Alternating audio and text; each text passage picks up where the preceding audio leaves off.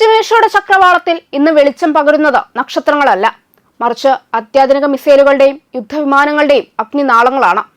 ലോകശക്തികൾ തമ്മിലുള്ള തർക്കങ്ങൾ വെറും നയതന്ത്ര മേശകളിലെ വാദപ്രതിവാദങ്ങളിൽ ഒതുങ്ങാതെ ഒരു യഥാർത്ഥ മഹാസമരത്തിന്റെ വക്കിലെത്തിയിരിക്കുന്ന ഈ സന്ദർഭത്തിൽ ആഗോള രാഷ്ട്രീയത്തിന്റെ ഗതി മാറ്റാൻ പോകുന്ന കരുത്തുമായി ഇറാൻ നിലയുറപ്പിച്ചിരിക്കുകയാണ്.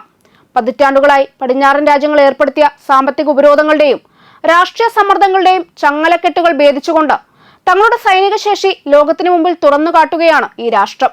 ഇത് വെറുമൊരു സാധാരണ പ്രതികരണമല്ല, മറിച്ച് ഇറാന്റെ ആത്മാഭിമാനത്തിന്റെ തിരിച്ചടിയും തങ്ങളെ തകർക്കാൻ വരുന്നവർക്കുള്ള കൃത്യമായ താക്കീതുമാണ്. തളച്ചിടാൻ ശ്രമിക്കും തോറും കൂടുതൽ കരുത്തോടെ ഉയർത്തെഴുന്നേൽക്കുന്ന പേർഷ്യൻ വീരത്തിന്റെ പ്രഖ്യാപനം കൂടിയാണിത്.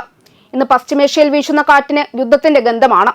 ഇറാൻ എന്ന രാഷ്ട്രം ഇന്ന് കേവലം ഒരു പ്രാദേശിക ശക്തിയല്ല, മറിച്ച് ലോകത്തിലെ വൻ ശക്തികളെ പോലും വിറപ്പിക്കാൻ ശേഷിയുള്ള യുദ്ധതന്ത്രങ്ങളുടെ ഉടമകളാണ്.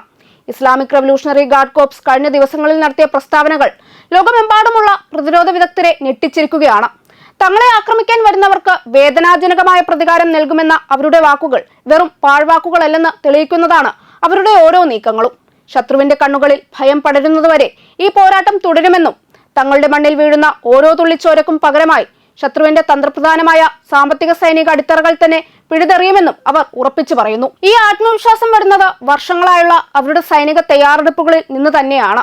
അമേരിക്കൻ സൈനിക ആധിപത്യത്തിന് നേരെ ഇറാൻ ഉയർത്തുന്ന വെല്ലുവിളികൾ ലോക ചരിത്രത്തിൽ തന്നെ സമാനതകളില്ലാത്തതാണ്. പേർഷ്യൻ ഗൾഫിലെ സ്രാവുകൾക്ക് അമേരിക്കൻ സൈന്യം ഭക്ഷണമാകുമെന്ന ഖദം അൽ അൽബിയ സെൻട്രൽ ആസ്ഥാനത്തിന്റെ വക്താവിന്റെ വാക്കുകൾ കേവലം ഒരു ഭീഷണിയല്ല, മറിച്ച് ആ പ്രദേശത്തെ ഭൂമിശാസ്ത്രപരമായ മുൻതൂക്കം ഇറാൻ എത്രത്തോളം ഉപയോഗിക്കുന്നുവെന്ന് വ്യക്തമാക്കുന്നത് കൂടിയാണ്. അമേരിക്കൻ താവളങ്ങൾ ഇറാന്റെ അത്യാധുനിക മിസൈലുകളുടെ മുനമ്പിലാണെന്നും ഏതൊരു സാഹസത്തിനും മുതിരുന്നവർക്ക് വിനാശകരമായ അന്ത്യം കാത്തിരിക്കുകയാണെന്നും അവർ ഓർമ്മിപ്പിക്കുന്നു. അമേരിക്കൻ രാഷ്ട്രീയ നേതൃത്വത്തിന്റെ, പ്രത്യേകിച്ച് ഡൊണാൾഡ് ട്രംപിനെ പോലെയുള്ളവരുടെ അസ്ഥിരമായ നിലപാടുകൾ സ്വന്തം സൈന്യത്തെ തന്നെ മരണവക്കിലേക്ക് തള്ളിവിടുകയാണെന്ന് ഇറാൻ നിരീക്ഷിക്കുന്നു. തെറ്റായ കണക്കുകൂട്ടലുകൾ വലിയ വില നൽകേണ്ടി വരുമെന്ന മുന്നറിയിപ്പ് പശ്ചിമേഷ്യയിലെ യുദ്ധകാഹളത്തിന്റെ തീവ്രത വർദ്ധിപ്പിക്കുന്നു. ഈ സംഘർഷം ഇത്രയേറെ രൂക്ഷമാകാൻ കാരണമായത് ഫെബ്രുവരി 28 നടന്ന വിനാശകരമായ ആക്രമണങ്ങളാണ്. അന്ന് അമേരിക്കയുടെയും ഇസ്രായേലിന്റെയും സംയുക്ത സേന ഇറാന്റെ വിവിധ സൈനിക സിവിലിയൻ കേന്ദ്രങ്ങളെ ലക്ഷ്യമാക്കി അതിശക്തമായ വ്യോമാക്രമണം നടത്തിയിരുന്നു. രാജ്യത്തിന്റെ നട്ടെല്ലൊടിക്കാനും അടിസ്ഥാന സൗകര്യങ്ങളെ തകർക്കാനും ലക്ഷ്യമിട്ട ആ നീക്കത്തിൽ നിരവധി സൈനികർക്കും സാധാരണ പൗരന്മാർക്കും ജീവൻ നഷ്ടമായി.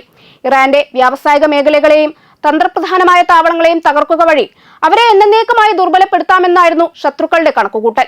എന്നാൽ ആ ആഘാതത്തിൽ തളർന്നു പോകുന്നതിന് പകരം അതിനേക്കാൾ വലിയ വാശിയോടെ തിരിച്ചടിക്കാനാണ് ഇറാൻ തീരുമാനിച്ചത്. ആ ആക്രമണം ഒരു രാജ്യത്തിന്റെ അവസാനമല്ല, മറിച്ചൊരു മഹാശക്തിയുടെ ഉഗ്രരൂപം പുറത്തെടുക്കാനുള്ള നിമിത്തമായി മാറി. ഫെബ്രുവരിയിലെ ആ കറുത്ത ദിനത്തിന് ശേഷം ഇറാൻ ഒരു നിമിഷം പോലും നിശബ്ദമായിരുന്നില്ല. ഇസ്രായേൽ അധീനതയിലുള്ള പ്രദേശങ്ങളിലെ ഏറ്റവും പ്രധാനപ്പെട്ട വ്യവസായ കേന്ദ്രങ്ങളെ ലക്ഷ്യം വെച്ചുകൊണ്ട് അവർ നടത്തിയ പ്രത്യാക്രമണം ലോകത്തെ തന്നെ അത്ഭുതപ്പെടുത്തി.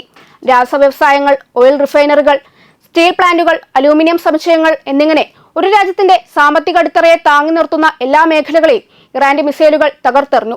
ഇത് വെറുമൊരു സൈനിക നീക്കമായിരുന്നില്ല, മറിച്ച് ശത്രുവിന്റെ സാമ്പത്തിക വ്യവസ്ഥയെ തന്നെ തകർക്കാനുള്ള കൃത്യമായ പ്ലാനിംഗ് ആയിരുന്നു. തങ്ങളുടെ അടിസ്ഥാന സൗകര്യങ്ങളെ തൊട്ടാൽ ശത്രുവിന്റെ സാമ്പത്തിക സ്രോതസ്സുകൾ ബാക്കി ഉണ്ടാകില്ലെന്ന് ഇതിലൂടെ ഇറാൻ തെളിയിച്ചു. ഓരോ സ്ഫോടനവും ഇറാന്റെ കരുത്തിന്റെ വിളംബരമായിരുന്നു. മിസൈൽ സാങ്കേതിക വിദ്യയിൽ ഇറാൻ കൈവരിച്ച പുരോഗതി ഇന്ന് ലോകത്തിലെ പല വൻശക്തികൾക്കും ഭീഷണിയാണ്. ആയിരക്കണക്കിന് കിലോമീറ്റർ അകലെയുള്ള ലക്ഷ്യങ്ങളെ പോലും കൃത്യതയോടെ തകർക്കാൻ ശേഷിയുള്ള ഹൈപ്പർസോണിക് മിസൈലുകൾ അവരുടെ പക്കലുണ്ട്. കൂടാതെ ലോകത്തെ ഏറ്റവും മികച്ച ഡ്രോൺ സേനകളിലൊന്ന് ഇന്ന് ഇറാന്റേതാണ്. ശത്രുവിന്റെ റഡാറുകളെ വെട്ടിച്ച് ആക്രമണം നടത്താൻ കഴിയുന്ന ആത്മഹത്യാ ഡ്രോണുകളും നിരീക്ഷണ ഡ്രോണുകളും ഇറാന്റെ ആയുധപ്പുരയിൽ സജ്ജമാണ്. ഭൂഗർഭ താവളങ്ങളും മൊബൈൽ മിസൈൽ ലോഞ്ചറിംഗ് സംവിധാനങ്ങളും ഏത് വലിയ ആക്രമണത്തെയും പ്രതിരോധിക്കാൻ അവരെ പ്രാപ്തരാക്കുന്നു.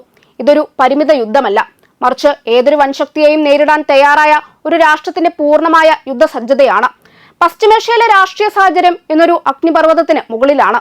ഈ സംഘർഷം ഒരു പ്രാദേശിക പ്രശ്നത്തിൽ നിന്ന് മാറി ആഗോളതലത്തിലുള്ള വലിയ ശക്തികൾ തമ്മിലുള്ള നേരിട്ടുള്ള ഏറ്റുമുട്ടലിലേക്ക് നീങ്ങുകയാണ്.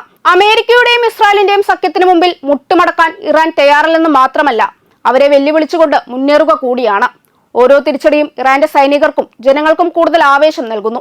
തങ്ങളുടെ മണ്ണിൽ ഒരു വിദേശ സൈനികന്റെ പാദം പോലും പതിയാൻ അനുവദിക്കില്ലെന്ന ദൃഢനിശ്ചയത്തിലാണ് അവർ. കരയുദ്ധത്തിന് മുതിരുന്നവർക്ക് പേർഷ്യൻ മണ്ണ് ഒരു ശ്മശാനമായി മാറുമെന്ന അവരുടെ പ്രഖ്യാപനം ശത്രുക്കളുടെ ഉറക്കം കെടുത്തുന്നു. ഈ പോരാട്ടം എവിടെ അവസാനിക്കുമെന്ന് ആർക്കും അറിയില്ലെങ്കിലും ഇറാൻ തന്റെ നിലപാടുകളിൽ നിന്ന് ഒരു ഇഞ്ച് പോലും പിന്നോട്ടില്ലെന്ന് ഉറപ്പാണ്. ചുരുക്കത്തിൽ ലോകം കാണുന്നത് ഒരു പുതിയ ഇറാന്റെ ഉദയമാണ്. അത് വെറും മതാധിഷ്ഠിതമായ ഒരു രാജ്യമല്ല, മറിച്ച് സാങ്കേതികമായും സൈനികമായും സ്വയം പര്യാപ്തത നേടിയ ഒരു ആധുനിക പോരാട്ട വീര്യമാണ്. പശ്ചിമേഷ്യയുടെ ആധിപത്യം ആരുടെ കയ്യിലായിരിക്കണമെന്ന കാര്യത്തിൽ ഇനി തങ്ങൾക്കും കൃത്യമായ പങ്കുണ്ടെന്ന് അവർ ലോകത്തോട് പ്രഖ്യാപിക്കുന്നു. ശത്രുക്കളുടെ ഭീഷണികൾക്ക് മുമ്പിൽ പതറാതെ സ്വന്തം രാജ്യത്തിന്റെ ആത്മാഭിമാനത്തിനായി പോരാടുന്ന ഈ ജനത ചരിത്രത്തിൽ പുതിയ അധ്യായങ്ങൾ രചിക്കുകയാണ്. ഈ യുദ്ധം ആയുധങ്ങൾ തമ്മിലുള്ളതും മാത്രമല്ല, മറിച്ച് അതിജീവനത്തിനായുള്ള ഒരു രാഷ്ട്രത്തിന്റെ നിശ്ചയദാർഢ്യം കൂടിയാണ്. വരും ദിവസങ്ങളിൽ പശ്ചിമേഷ്യയുടെ മണ്ണ് കൂടുതൽ കത്തുമെങ്കിലും ഇറാന്റെ കരുത്ത് ആഗ്നേയിൽ കൂടുതൽ ശുദ്ധീകരിക്കപ്പെടുകയുള്ളൂ. ഇതൊരു യുദ്ധത്തിന്റെ തുടക്കം മാത്രമാണ്. അന്തിമ വിജയം ആരുടേതാണെന്ന് കാലം തെളിയിക്കും.